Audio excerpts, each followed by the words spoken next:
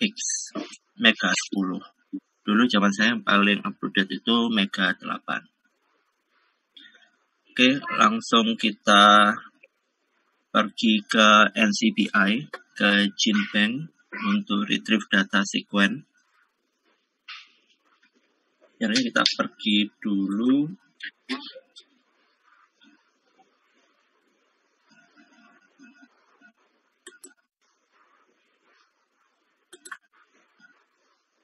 Pergi dulu ke GenBank sini.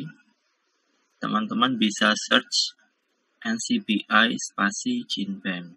Nah, nanti keluar seperti ini. Dan pastikan pilihan menunya di sini yang akan kita search adalah nukleotida secara umum. Nah, berhubung yang akan kita gen marka yang akan kita gunakan untuk konstruk pohon filogenetik itu adalah gen 16S RNA. Ini dia itu merupakan pembangun small subunit dari RNA. Jadi dia non protein coding RNA seperti itu. Karena dia rRNA bukan mRNA.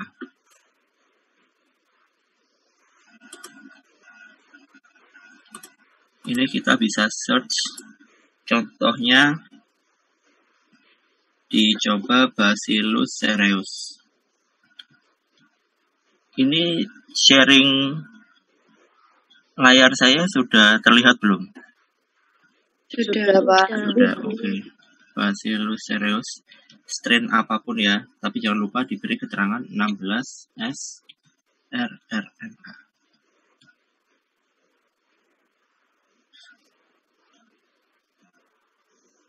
Nah, ini sebenarnya Bacillus cereus yang dia itu type species atau spesies yang pertama kali sebenarnya type strain dari Bacillus cereus yang pertama kali ditemukan itu adalah ATCC 14579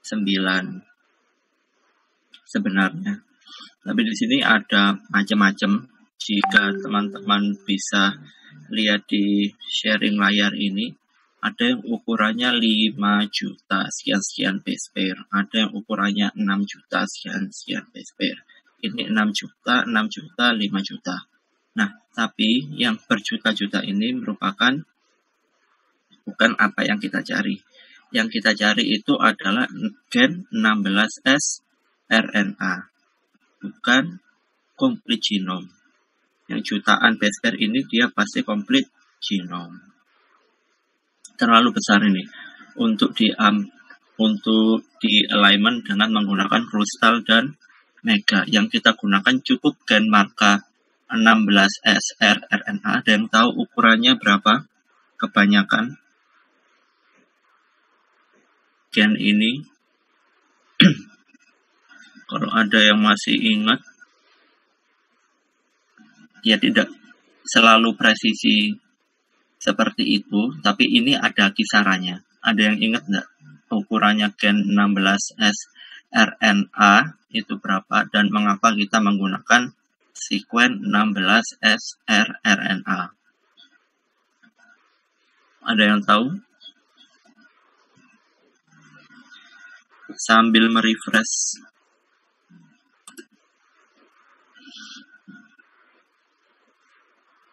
Semua bisa bantu jawab, bisa bantu sharing.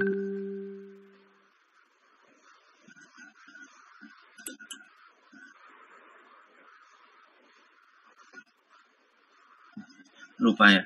Jadi kenapa kita pakai 16R RNA ini? Karena yang pertama, dia itu merupakan gene yang conserve. Artinya semua bakteri pasti punya gen 16S rRNA. Yang kedua, dia itu ukurannya tidak terlalu besar. Yang ketiga, dia itu tidak mengalami horizontal gene transfer. Yang keempat, dia itu istilahnya primernya ujung hulu sama hilirnya itu di semua bakteri itu sama. Makanya dia itu dapat diamplifikasi dengan primer umum seperti itu. Itulah beberapa alasan kenapa kita pakai 16S rRNA. Dan satu alasan lagi yang mungkin ini nggak ada di buku, kenapa 16S itu dipakai, karena 16S itu yang sekarang database-nya paling lengkap. Sekarang itu untuk analisa bakteri kita bisa gunakan analisa sekuen ITS, intertranscript sequence itu bisa. Terus yang paling baru itu kita bisa gunakan GenGir atau GYR seperti itu. Tapi ini kita kembali ke yang agak tradisional dulu, pakai 16S. Ke New Tab. Nah, di sini ini keluar. Ya, kalau kita klik di sini di New Tab ini, nanti akan keluar seperti ini semua informasinya. Ini nama gennya yang diamplifikasi adalah 16S rRNA. Kemudian di sini ada autornya, Ivanova et al. Ini judulnya papernya seperti ini, dipublish di jurnal Nature, berarti dia approve ya. Ada cara sequencingnya juga. Mana ini? Apa tidak dicantumkan? Oh, tidak dicantumkan. Nah, ini dia sequence dari 16S rRNA yang kita cari. Sebenarnya ini bisa langsung di copy, tapi untuk analisa filogenetik ini, itu bentuk datanya yang afdol adalah dalam format FASTA. Caranya, kita bisa klik FASTA ini, atau kita bisa gunakan send to ini. Send to file,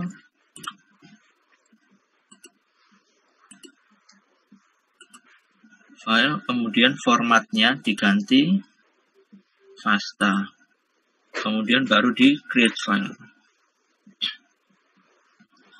Nah, ini sudah terdownload sequence FASTA-nya. Nah, seperti ini. Yang pertama, NR074540.1 ini adalah nomor aksesi di GenBank. Istilahnya nomor ID sequence-nya yang ada di GenBank. Sepertinya saya harus share. New share. Nah, ini. Nah, perlu terlihat di sini ada NR045740 ini merupakan ID-nya atau nomor aksesinya di GenBank. Kemudian ini nama spesiesnya Bacillus cereus. Ini nama strain-nya ATCC 14579. Ini nama gennya 16S rRNA. Seperti itu.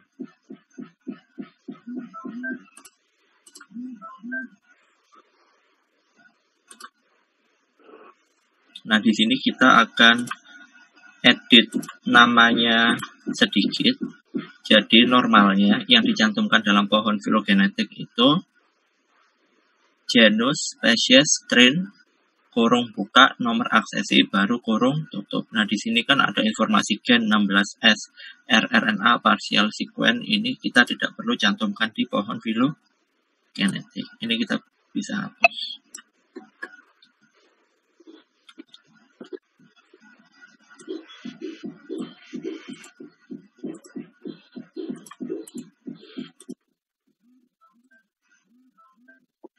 Jadilah seperti ini.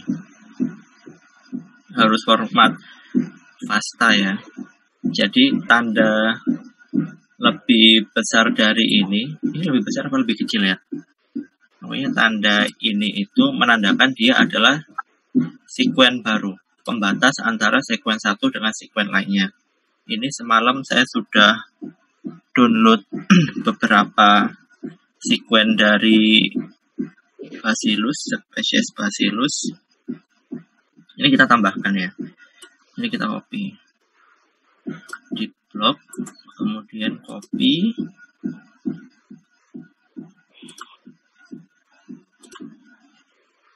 Saya cari file saya dulu.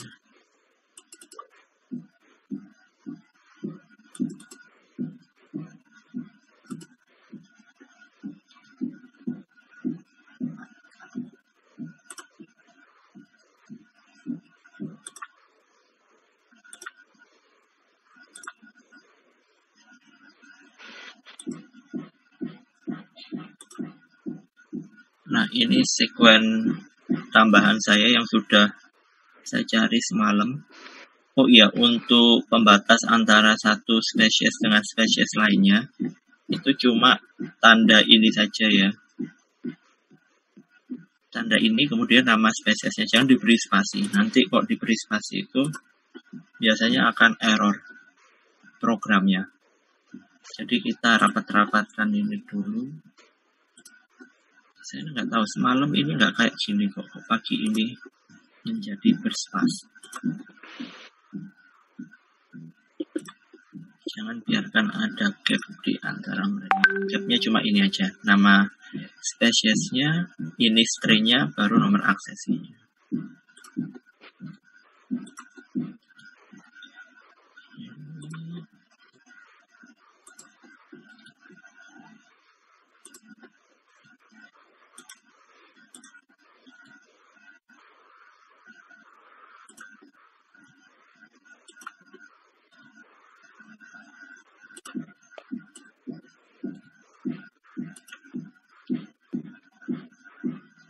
Nah, yang Bacillus cereus tadi bisa dipastikan di sini. Nah, keluarkan di sini ya. Ini yang Paenibacillus polymixa DSM36T ini, dia juga merupakan bakteri kelompok Bacillus, tapi dia sudah mengalami evolusi atau perubahan, jadi dia diberi nama Paeni, depannya polymixa. Awalnya ini namanya dulu itu Bacillus polymixa, tapi karena dia berevolusi menurut beberapa data, akhirnya dia keluar dari genus Bacillus. Kenapa ini datanya kok beda sendiri? Ini saya dapat bukan dari NCBI, tapi dari EMBL. Sama saja, itu juga GenBank. Oke, saya save di sini. File save. Kemudian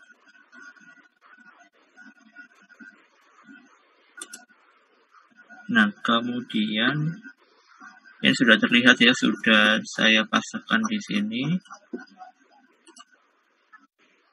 Ini kok sharing ini. Nah, yang pertama akan kita lakukan adalah melakukan alignment dengan kristal.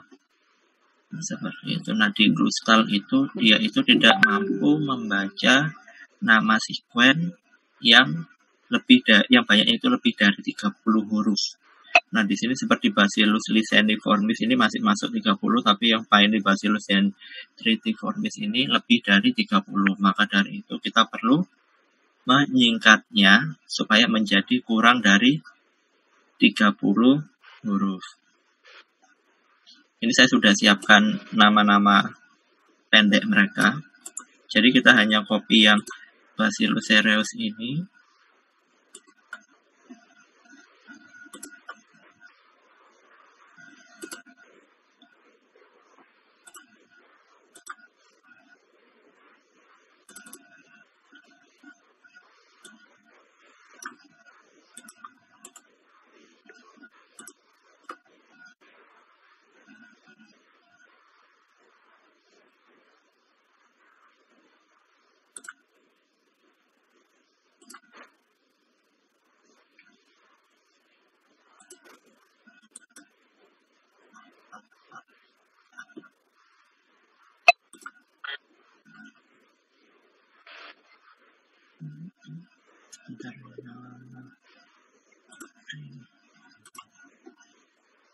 Nah, ini yang baru kita tambahkan, Bacillus cereus ATCC 14579. Ini kita bisa singkat menjadi BAC jar seperti itu. Nama stringnya itu nggak usah disingkat kalau bisa. Yang bisa disingkat itu hanya nama spesiesnya. String sama nomor aksesi ini nggak usah disingkat. Oke, kita save file, save. Kemudian kita buka aplikasi Crustal X2.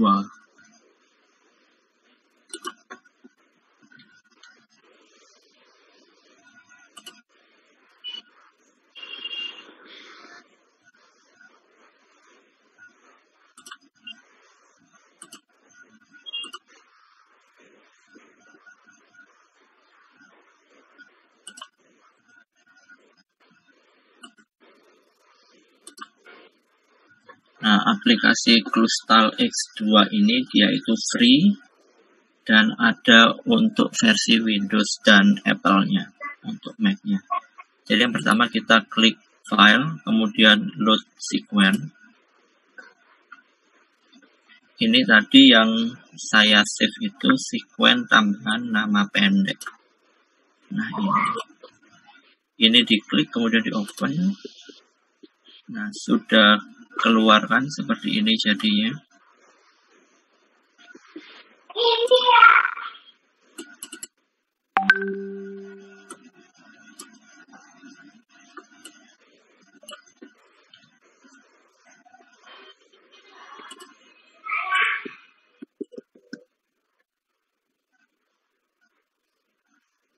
Bentar saya ulangi.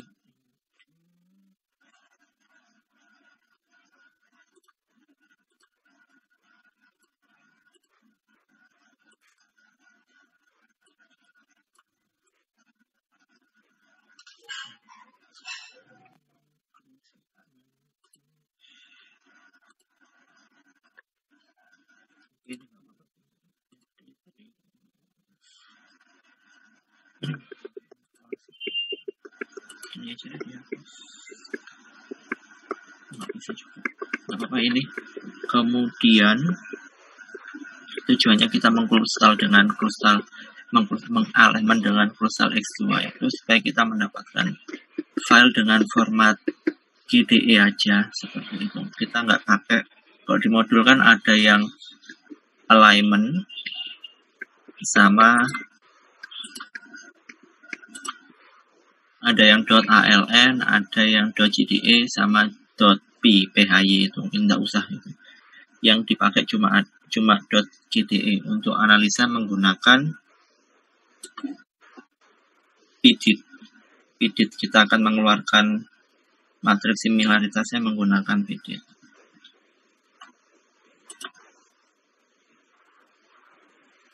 Bentar.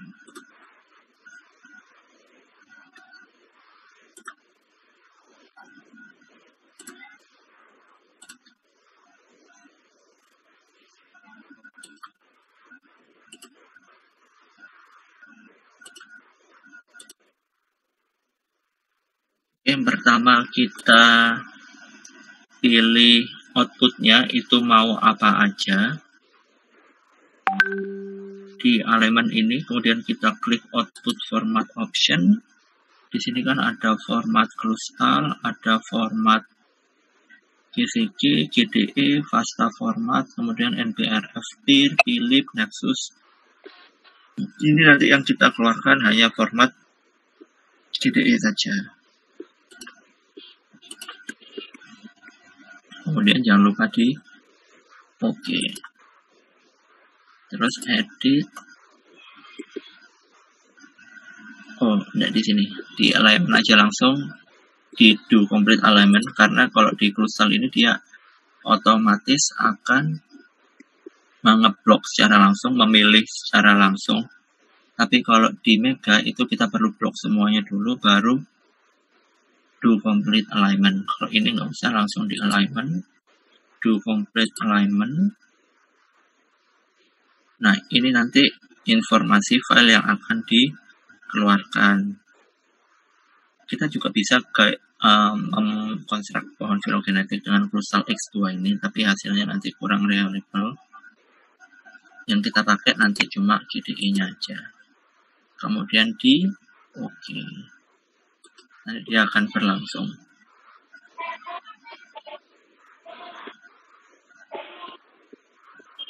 Nah, ini adalah hasil dari alignment kita. Yang bolong-bolong ini apa? Ini adalah gap.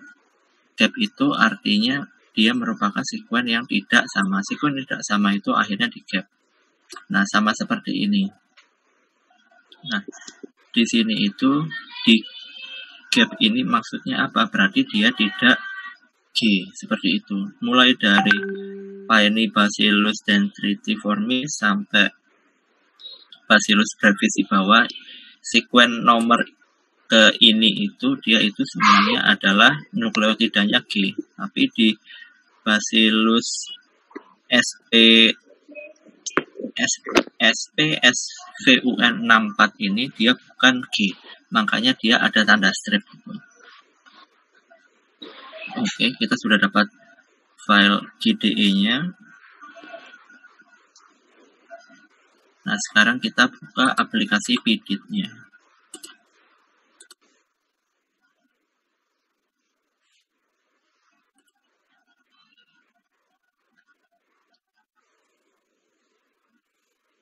Kurang 5 menit baru kita buka ke Zoom yang kedua.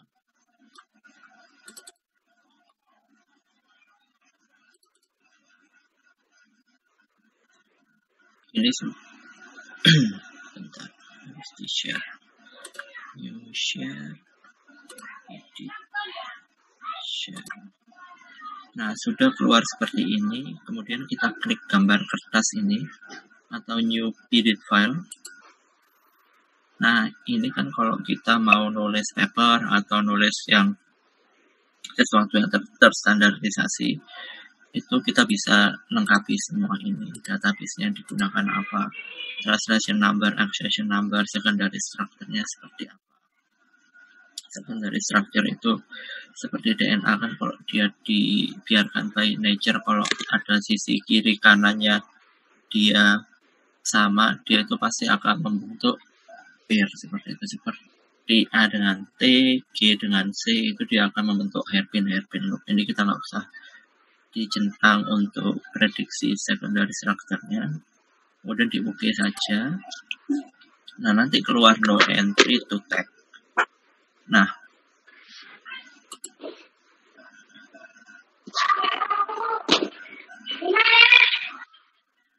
kemudian kita load, kita open data yang kita buat tadi, yang formatnya GDE. Open.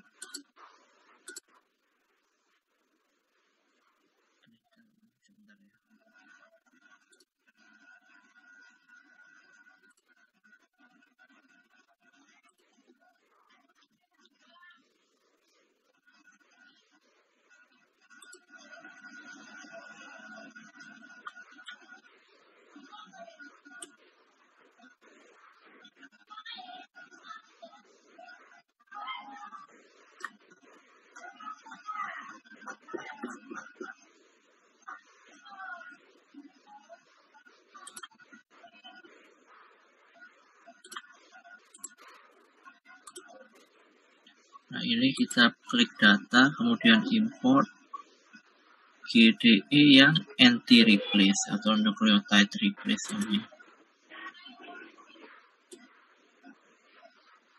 Dipilih filenya tadi apa, praktikum filogenetik. Nah, ini kita open, ada 11 sekuen yang kita analisa, kemudian tinggal di OK.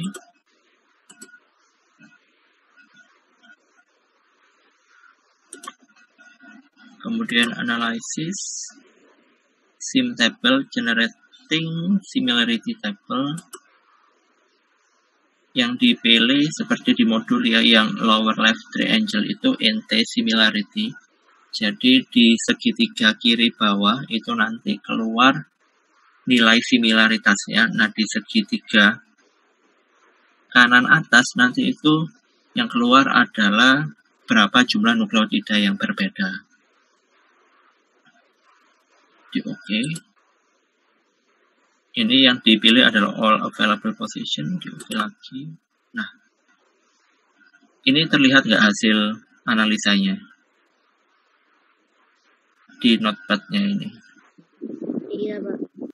Lihat ya. Oke. Ini bisa dipasangkan ke Excel.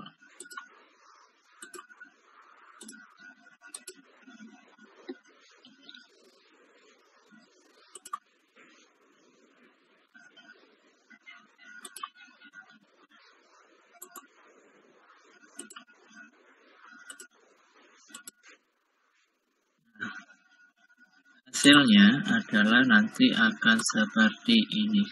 Segitiga kiri bawah dia itu adalah nilai similaritasnya.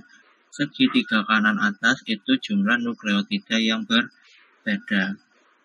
Di sini yang di strip ini menandakan dia itu nilainya 100% kalau enggak 1, karena spesies yang kita bandingkan adalah spesies yang sama. Paedan ini berarti Paenibacillus dendriticus. Nah, untuk yang 92,34 ini itu nilai perbandingan antara Paenibacillus dendriticus dengan Paenibacillus polymixa. Itu similaritasnya adalah 92,34. Kemudian jumlah nukleotida yang berbeda adalah sebanyak 112 nukleotida dari 1463 nukleotida yang dibandingkan. Nah, 112 dari 1463 itu jika dibikin persentasenya adalah sekitar 92,34. Ini kita sudah punya tabel similaritas. Sampai sini ada yang ditanyakan. Ini kita save aja. Kita save, kemudian kita ganti tempat yang baru.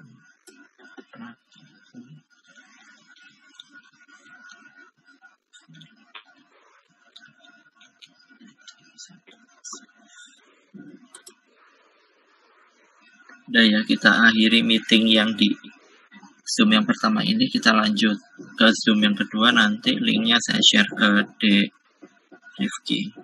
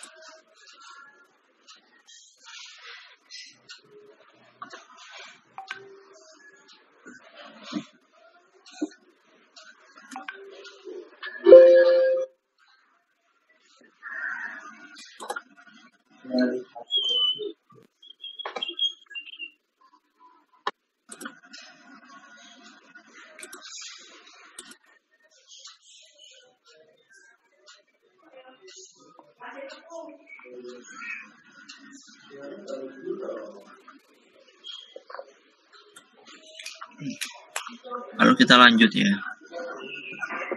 Nah, di sini kan sudah saya share sekuen yang saya tambah-tambahkan tadi. Untuk yang mega, dia itu bisa, istilahnya namanya itu bisa sepanjang mungkin. Tidak ada batasan berapa letter, berapa huruf. Oh, ini nama pendek ya, saya buka ya. Bentar, saya ganti.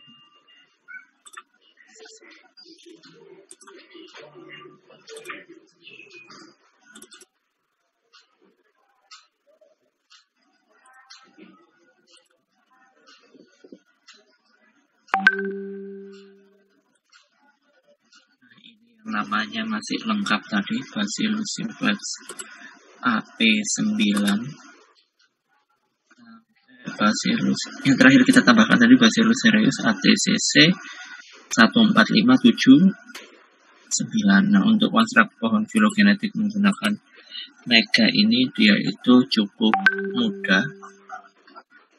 Jadi step-stepnya enggak perlu 2 step kayak kita mengeluarkan tabel similaritasnya. Kita cukup ngeblok ini semua di CTRL-A langsung. Nah, kemudian kita buka aplikasi meganya. Ini tersedia gratis dan ada banyak di web. Ada yang langsung dari webnya Mega atau dari webnya orang-orang bioteknologi.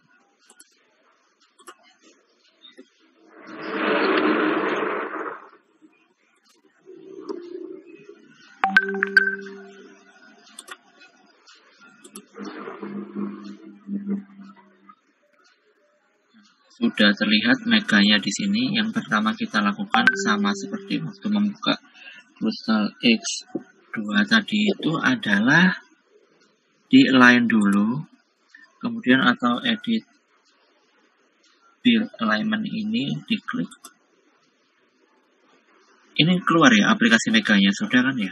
Soalnya di sini harusnya sudah keluar hijau di sini. Udah, Pak. Nah, oke. Udah, Pak. Dan diklik yang create new alignment ini. Oke.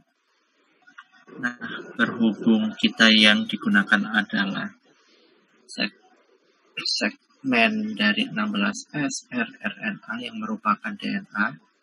Kemudian kita pilih option yang DNA. Ini kita juga bisa mengalignment sekuen protein dengan menggunakan Mega X ini. Bisa DNA, bisa protein. Tidak ada ya pilihan RNA itu. Jadi kita pilih DNA, set. Keluarkan di sini kolom baru.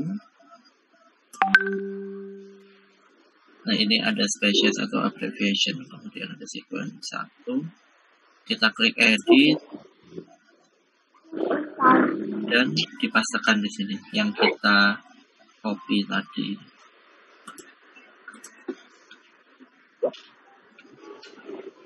Tidak mau. Kotor. Yang keluar. Kita pasangkan di sini. Keluar ya di sini. Ada 11 sekuen mulai dari Bacillus simplex sampai Bacillus cereus ATCC 14579. Nah, warna-warni gini jadinya. Warna-warni ini menunjukkan pembedanya ya. Kemudian di klik edit lagi, di select all,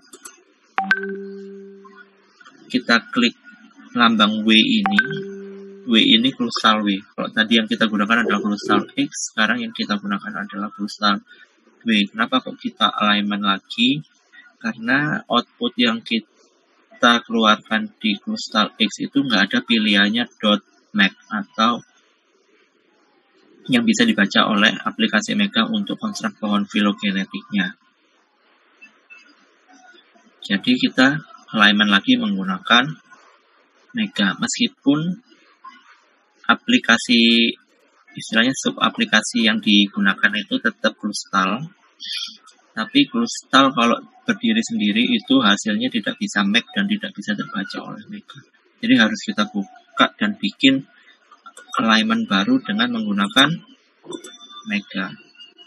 Ini kita sudah select all, di klik W ini, crucial W, align DNA. Ini kita tidak align codon ya, karena ini non-protein DNA. Jadi DNA yang tidak mengkode protein.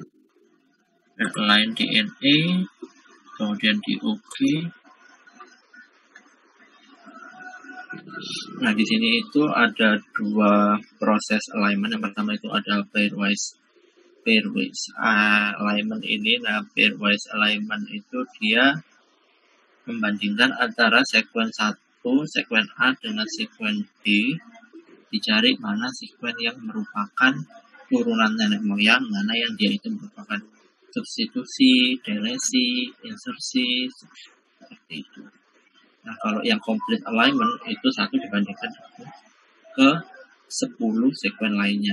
Case-nya di punya kita ke pairwise itu di 1 ini, 1 dengan 2, 2 dengan 3, 1 dengan 3, seperti itu. Kayak O2-nya kayak pasangan O2 yang ada di praktikum kemarin. Dan setelah alignment keluar, kita gunakan data export alignment dalam bentuk Mega format ini, diklik data export Mega ini, kita kasih nama prac filo 1, 3 file ya. Ini yang perlu diperhatikan. Kalau FASTA sama MAS dia nggak bisa dideteksi. Di save. Ini filenya, input title of the data, di OK aja, ini nggak penting. Protein coding nucleotide sequence data no.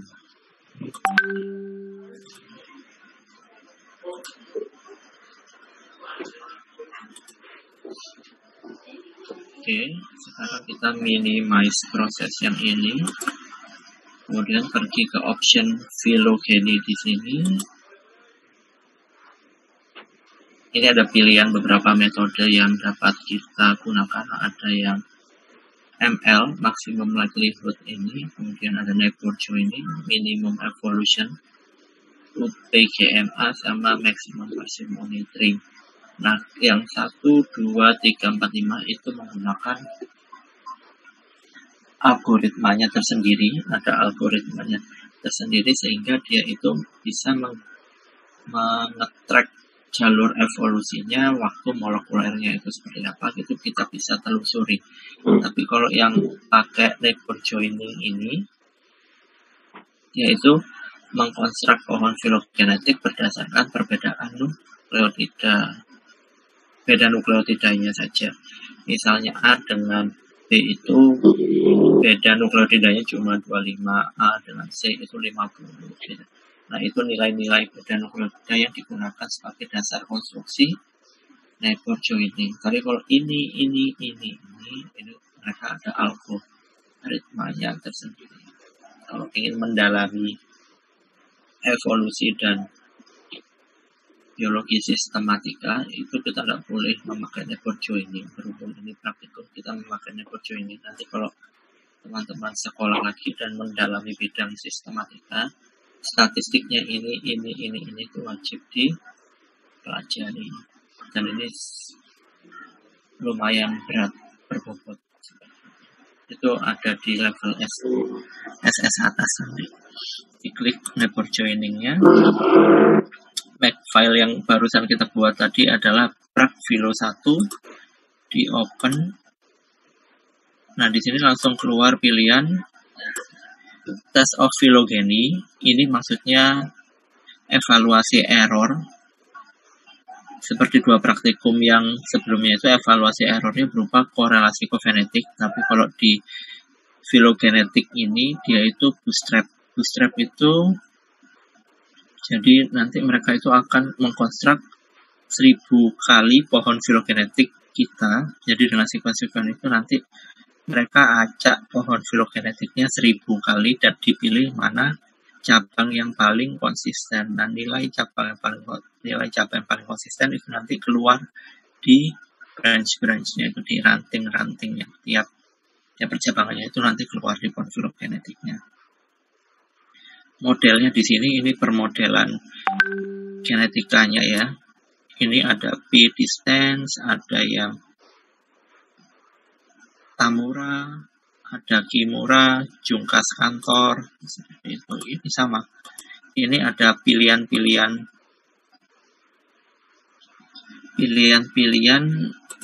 yang dapat digunakan untuk mengkonstruk filogenetik. Jadi ini itu seperti permodelan. Kalau di Jungkas Kantor itu misalnya A diganti apa sama apa, seperti itu. Kimura itu apa penggantinya, apa dengan apa. Tajima itu apa dengan apa.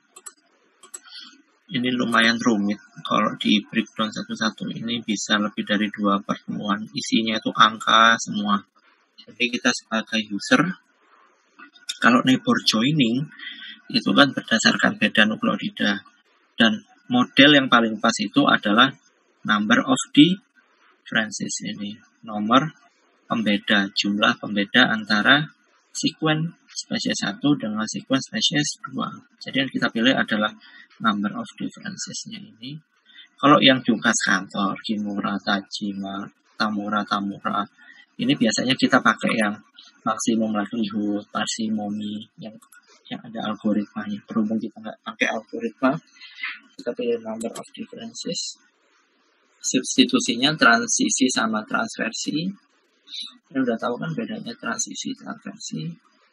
Satunya sama purinidin, satunya bisa purin, bisa pirimidin, bisa lompat klaster nukleotida.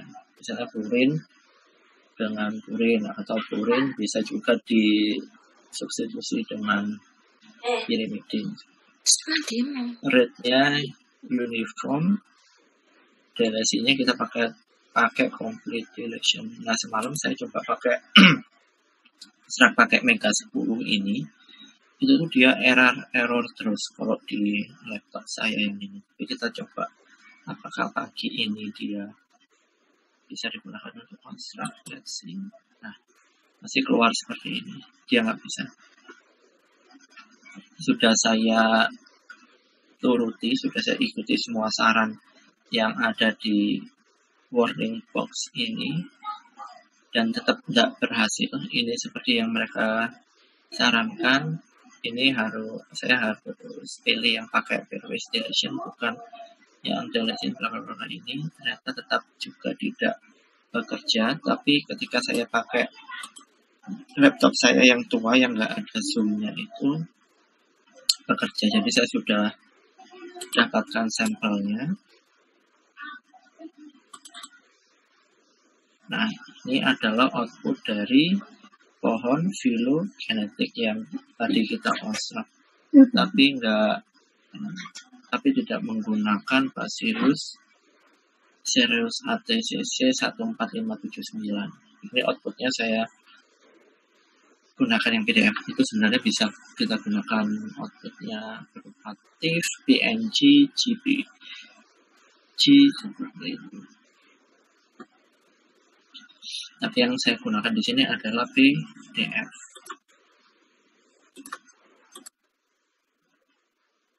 Ada Bacillus sp, Bacillus sp, Licheniformis dia mengklaster sendiri, Simplex dia mengklaster dengan Megatherium. Ini Simplex sama Megatherium ini ternyata mereka hampir sama. Mereka itu seperti klasternya Bacillus subtilis, kalau saya nggak salah lihat. Itu kan Bacillus itu banyak terdiri beberapa klaster. Ada klasternya Bacillus cereus atau Bacillus cereus sensulato. Nah, itu isi-isinya itu ada Bacillus stefanensis, Bacillus ini seperti itu. Ada banyak, saya lupa. Klasternya Bacillus cereus sensulato. Itu artinya kembangan atau ekstensi dari Bacillus cereus. Tapi kalau Bacillus cereus itu ada Bacillus cereus sensulato, ada Bacillus cereus sensu stricto. Nah, sensulatonya yang perkembangannya, kemudian sensulatonya ini yang dia tetap Bacillus cereus ATCC 14579 tadi itu stricto, berarti dia tetap Bacillus cereus yang tetap Bacillus cereus. Tapi kalau yang Canculato dia Bacillus cereus yang dia mengalami evolusi kemudian terjadi spesiasi. Nah, ketika kita lihat di sini ini Simplex Megatherium. Nah, ini jelas ya Paenibacillus pasti akan membentuk klaster sendiri dengan Paenibacillus, Brevibacillus pasti akan membentuk klaster sendiri dengan Brevibacillus. Nah, ini nilai 100, 199 ini adalah nilai bootstrap-nya. Jadi dari proses bootstrap yang kita lakukan 1000 kali tadi, dari 1000 kali pengacakan, cabang yang mempertemukan antara Bacillus sp.ap4 dan SVUN-NM4 ini, itu diacak 1000 kali, tetap ketemu 1000 kali. Makanya nilainya absolut 100. Nah, Bacillus licheni ini dengan licheniformis yang ini, dia itu nilainya 99. Dari 1000 kali pengacak ini, ketemunya mereka berpasangan itu sebanyak 990 kali. Ini dikali 10 ya. Yang 98 ini berarti dia 980. 100 ini absolut nilainya 1000. Seperti itu. Sudah, itu saja yang bisa saya sampaikan. Ini kan kita menggunakan hanya 10.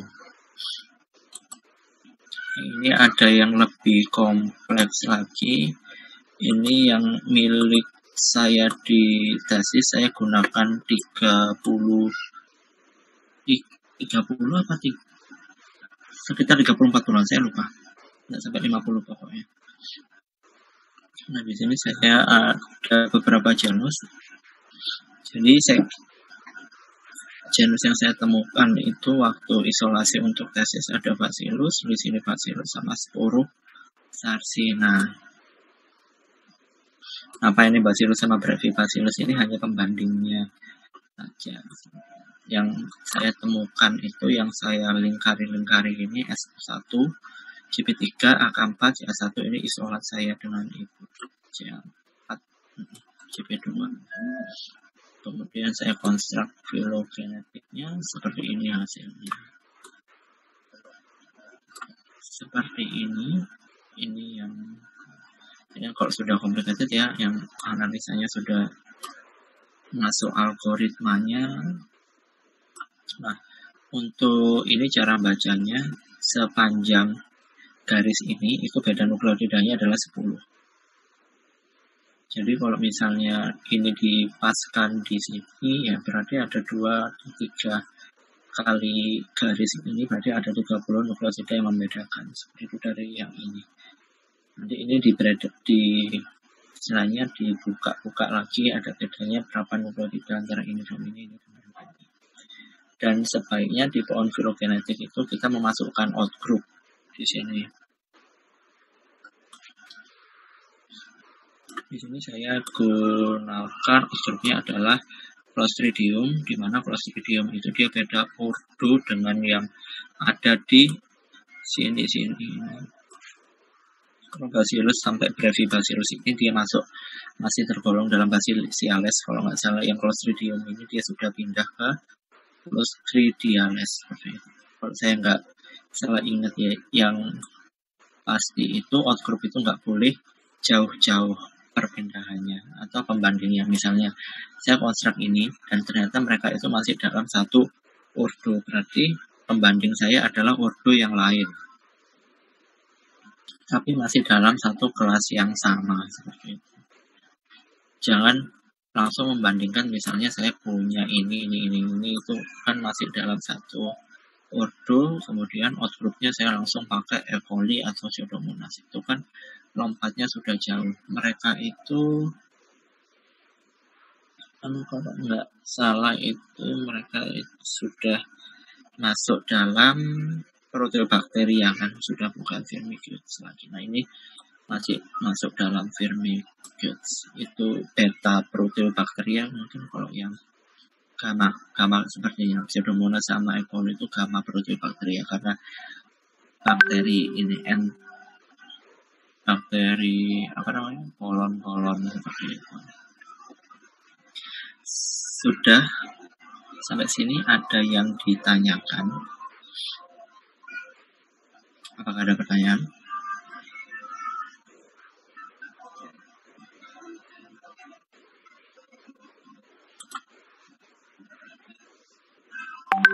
Gimana, ada pertanyaan atau tidak?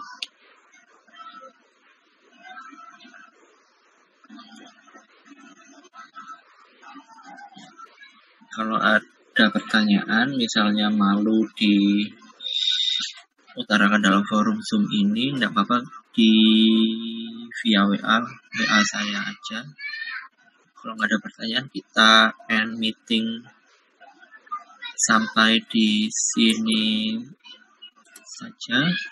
Mungkin nanti saya akan beri tugas titipan dari Bu Eni. Apakah ada pertanyaan? Kalau tidak ada, saya akhiri sampai sini. Terima kasih sudah bergabung di kuliah sistematika mikroba pagi ini. Semoga apa yang saya share ini dapat bermanfaat. Kurang lebihnya saya mohon maaf. Wassalamualaikum warahmatullahi wabarakatuh. Waalaikumsalam warahmatullahi wabarakatuh. Terima kasih, Pak. Terima kasih, Pak. Terima kasih, Pak.